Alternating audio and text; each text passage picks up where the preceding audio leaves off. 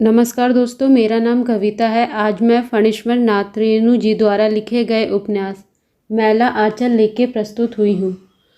दोस्तों, मैला आंचल हिंदी के आंचलिक उपन्यास में सर्वश्रेष्ठ माना जाता है।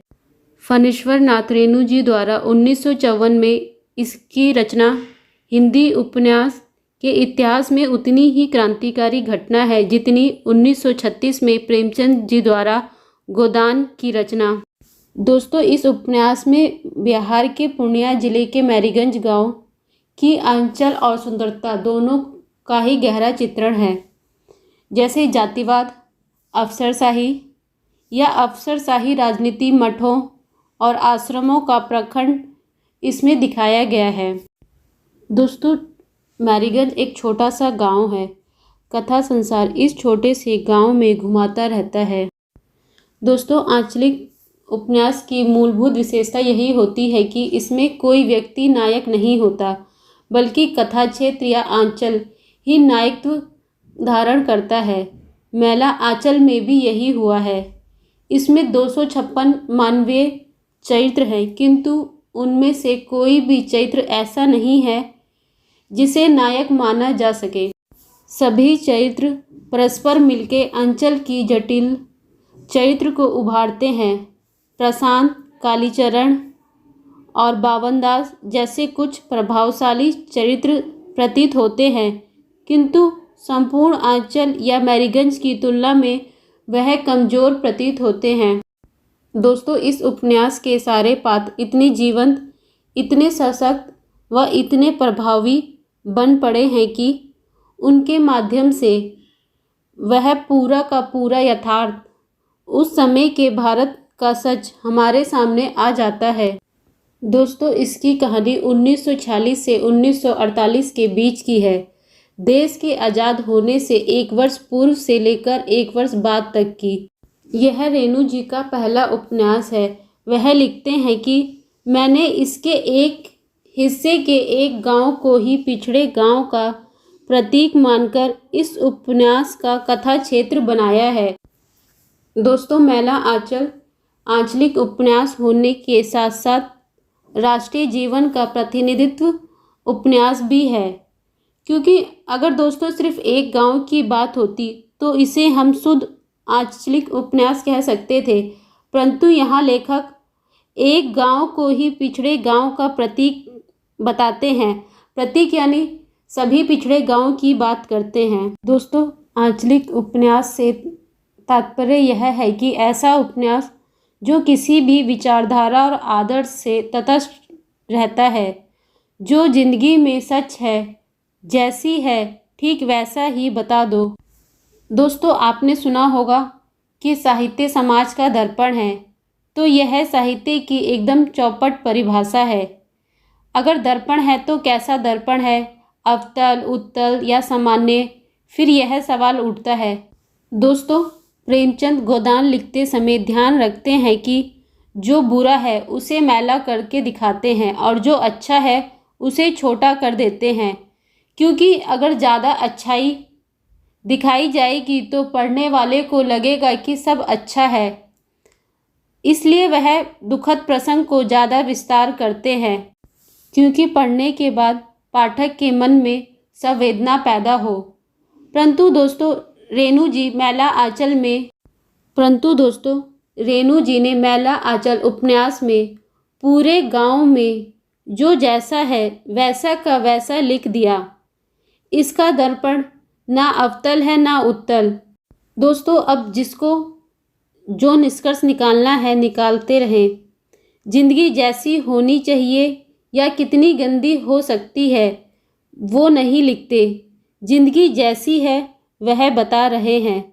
दोस्तों, आंचलिक की सुंदरता यही है कि लेखक अपनी ओर से कुछ नहीं थोपता। वह दूरबीन की तरह सब कुछ देखकर अपने लहजे में पेश कर देता है।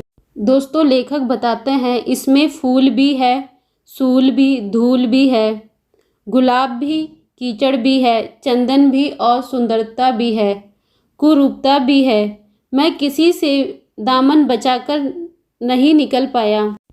दोस्तों, लेखक गांव की जनता का चित्रण इस प्रकार करते हैं।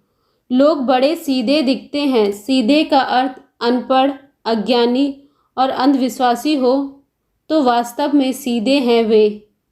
जहाँ तक सांसारिक बुद्धि का सवाल है, वह हमारे तुम्हारे जैसे लोगों को दिन में 5 बार ठग लेंगे, और तारीफ यह है कि तुम ठगी जाकर भी उनकी सरलता पर मंदमुह होने के लिए मजबूर हो जाओगी।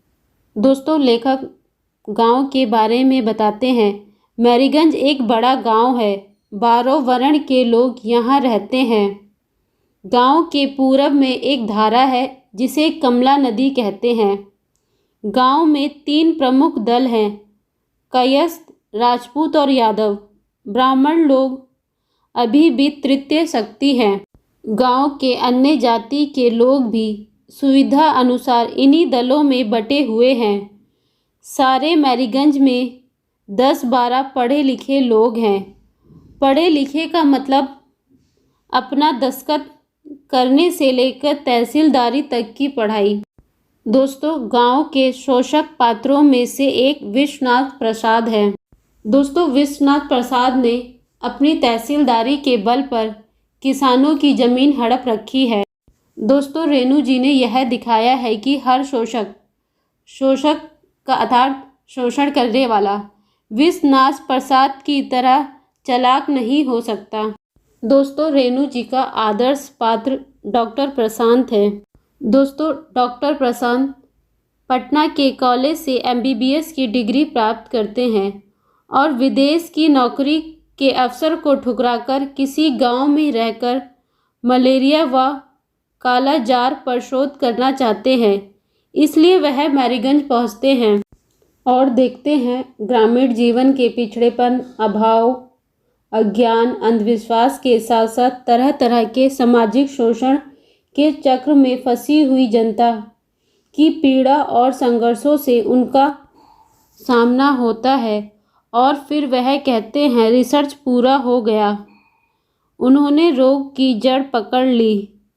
गरीब और जलहात इसी रोग के 2 कीटाणु हैं। दोस्तों, डॉक्टर प्रशांत संथालों को समझाते हैं कि तुम ही लोग जमीन के असली मालिक हो। कानून है, जिसने 3 साल तक जमीन को जोता बोया, जमीन उसी की हो गई। दोस्तों, डॉक्टर प्रशांत तहसीलदार विश्वनाथ की बेटी कमला से प्रेम करते हैं, किंतु उसके अत्याचारों से परिचित हैं। वह कालीचरण से कहते हैं, तहसीलदार साहब मुझसे उम्र में बड़े हैं। कमला की बीमारी के चलते वहाँ ज़्यादा आना जाना पड़ता है। वह मुझे बहुत प्यार भी करते हैं, लेकिन इसका मतलब यह नहीं है कि मैं तहसीलदार साहब के अन्याय का समर्थन करूं अथवा पक्ष लूं। दोस्तों, एक पात्र बावन दास है। यह एक विशिष्ट पात्र है जो कि अपने व्यक्तित्व से पूरे उपन्यास में छाया रहता है।